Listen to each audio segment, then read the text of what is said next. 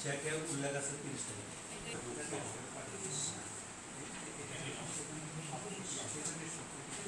চব্বিশ লক্ষ 25,800।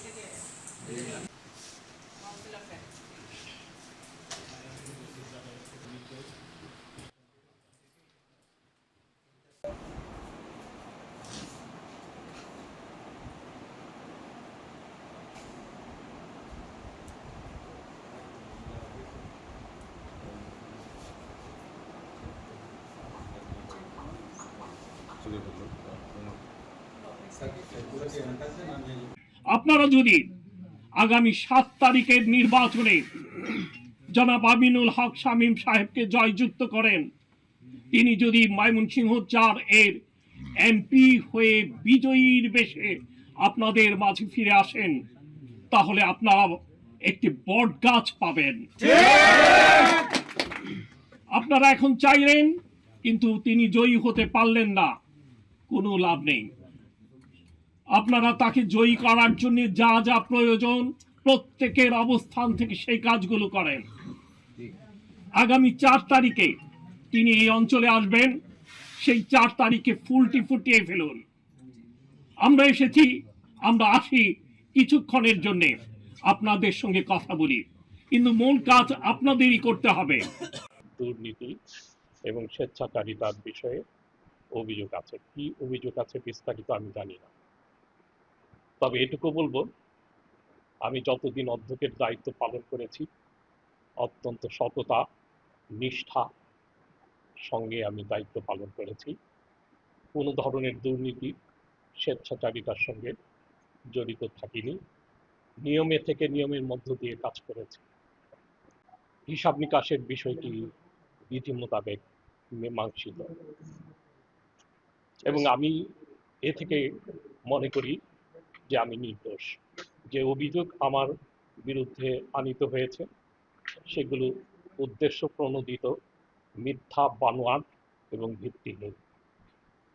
ওখানে একটা অডিট কমিটি করে দিচ্ছেন উনি, শিক্ষক এবং তৎকালীন সময়, এবং 24-এর পরে তো যোদ্ধা, জুলাই যোদ্ধা দুইজন, একজন হলো মানিক আর একজন হলো নতি, এদেরকে ওই সদস্য হিসেবে রেখেছিল। তারা এই আবার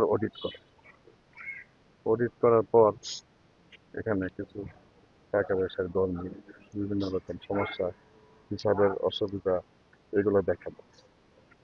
তারপরে ওই অডিটটা কমপ্লিট হওয়ার পরে আমি চিন্তা করলাম যে এইটাকে আবার একটু আরেকটা অডিট করে পরে আমি আমার গভর্নিং বডির 2 জন সম্মানিত সদস্যকে দিয়ে টিচার রিপ্রেজেন্টেটিভ দিয়ে আরেকটা কমিটি করে দিই, ওই অডিটকে আবার অডিট করে, সেখানেও সমস্যা দেখা যায়। এরপর থেকে শিক্ষক এবং প্রিন্সিপালের মধ্যে একটা গ্যাপ সৃষ্টি হয়। আমার সঙ্গে উনি অনেক খারাপ ব্যবহার করছে একজন সভাপতি হিসাবে। আমার আমার কোনো মানে প্রোগ্রাম প্রোগ্রাম হলে এই প্রোগ্রামগুলোকে তো আমার নলেজে থাকতে হবে। একটা বিদায় অনুষ্ঠান, সেখানে আমি নাই, এটা হতে পারে? একটা সভাপতি, একটা ছাত্ররা বিদায় নিতেছে, আমি যে তদন্ত কমিটি আরেকটা করব, একজন জেলা প্রশাসকের একজন প্রতিনিধি, সরকারি কলেজের প্রিন্সিপাল, 2 জন শিক্ষক প্রতিনিধি, আর জাতীয় বিশ্ববিদ্যালয়ের একজন প্রতিনিধি, মারা দিব, এই 5 জনকে আবার আমি মানে দায়িত্ব দেব টোটাল জিনিসটা অনুসন্ধান করার। এরপরে সিদ্ধান্ত যেটা হয়, কমিটি সিদ্ধান্ত নেবে কি করবে। নির্দোষ নির্দোষ হলে তো আর কিছু করার নাই, ছেড়ে দেওয়া হবে তাকে। আমি একজন শিক্ষক হিসাবে আমি কোনো দল মত নির্বিশেষে ওইদিকে তাকাবো না এবং ওইদিকে যাবো না। আমি একজন অডিটের সদস্য হিসাবে যা পেয়েছি ওই প্রেক্ষিতে বলা যায় অনেক দুর্নীতি আছে, শিক্ষকদের সাথে উদ্ধতপূর্ণ আচরণ এবং ক্ষমতার অপব্যবহার, বৃদ্ধাঙ্গুলি প্রদর্শন, এইসব কারণেই সকল শিক্ষক 100% অনাস্থা দিয়েছে। এই জন্যই মূলত, আর পিছনে আরো কিছু থাকতে পারে, তবে সেদিকে আমি না বলি। অনেক ভাউচার আছে, ওনার স্বাক্ষর নাই, উনি বলে যে এটা কমিটির বিষয়। একজন প্রতিষ্ঠান প্রধানের স্বাক্ষর ছাড়া কমিটি কি এটা করতে পারে? এটা হলো ম্যাডাম আপনাদের কাছে প্রশ্ন। বাত ব্যথা, প্যারালাইসিস কিংবা আর্থ্রাইটিস, আধুনিক প্রযুক্তি ও অভিজ্ঞ বিশেষজ্ঞদের সমন্বিত চিকিৎসার নির্ভরযোগ্য নাম ডিপিআরসি। একটা পর্যায়ে 5 আগস্টের পরে তখন শিক্ষকরা তৎকালীন গভর্নিং বডির সভাপতি ওই মাননীয় বিভাগীয় কমিশনারের কাছে অভিযোগ দাখিল করে। ওর প্রেক্ষিতে বিভাগীয় কমিশনার এবং তৎকালীন গভর্নিং বডির সভাপতি উনি একটা অডিট কমিটি গঠন করে দেন। সেই কমিটি অডিট করে আর্থিক দুর্নীতি পেয়েছে এবং এর পরবর্তীতে বর্তমান যিনি গভর্নিং বডির সভাপতি, ওই সময় বিদ্যুৎ শাহী ছিলেন, পরবর্তীতে উনি সভাপতি হন। সভাপতি হওয়ার পরে এটা মিউচুয়াল করে এবং অধ্যক্ষ মহোদয় সহ শিক্ষক, ছাত্র এবং গভর্নিং বডি কমিটির সবাই সম্মিলিতভাবে কলেজটা পরিচালনা করা শুরু করে। কিন্তু একটা পর্যায়ে ওনার যে ওই অবস্থান, অধ্যত্বপূর্ণ আচরণ, সেই আচরণ আরো বেড়ে যায়। শিক্ষকদের সাথেও যেমন বাড়ে, কর্মচারীদের সাথেও বাড়ে, ইভেন গভর্নিং বডির সাথেও ওনার সেই এটা বেড়ে যায়।